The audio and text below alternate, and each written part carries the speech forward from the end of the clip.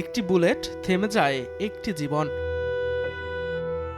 কাঁটাতার এলাকায় পড়ে থাকে নিথর দেহ।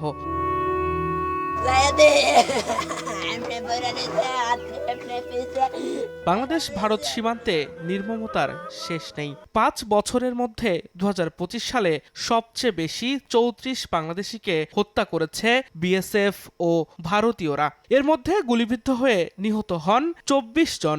শারীরিক নির্যাতনে আরও ১০ জনকে হত্যা করা হয়। এছাড়া গেল ১ বছরে ভারতীয় নাগরিক ও বিএসএফ এর আক্রমণে আহত হন ৩৮ বাংলাদেশি। বিশ্লেষকদের মতে জটিল কূটনৈতিক প্রক্রিয়া ও দুদেশের রাষ্ট্রীয় অব্যবস্থাপনার দায়ে বলি হচ্ছে সাধারণ মানুষ।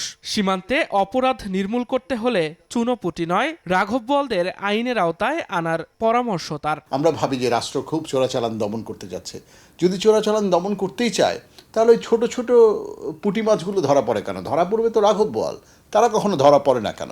তার মানে এই পুরো ব্যাপারটার মধ্যে তো রাষ্ট্রের একটা কোথাও না কোথাও রাষ্ট্রের এজেন্সিগুলো জড়িত। এটা আন্তঃরাষ্ট্রিক ব্যাপার, দুই রাষ্ট্রের মধ্যে একটা রাজনৈতিক বোঝাপড়া, সমঝোতা। বাংলাদেশ ইন্ডিয়া বর্ডারে ভারতের যে ট্রিগার হ্যাপি আচরণ, সেটা ভয়ঙ্কর।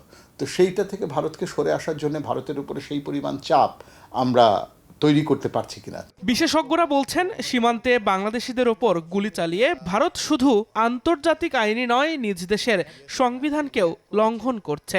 ধরে নিচ্ছি যে সে স্মাগলার, যদি না সে অস্ত্র ব্যবহার যদি না করে বা তার হাতে যদি অস্ত্র না থাকে, তাকে মারার বিধান ভারতের সংবিধানেই নেই। আমি তো আন্তর্জাতিক আইন বাদই দিলাম, তো যেই সংবিধানেই নেই তা সেখানে এই ঘটনা ঘটছে কেন? তো আমাকে যদি পরিবর্তনটা আনতে হয় তাহলে আমার পররাষ্ট্র নীতির মধ্যে একটা কাঠামো থাকা দরকার।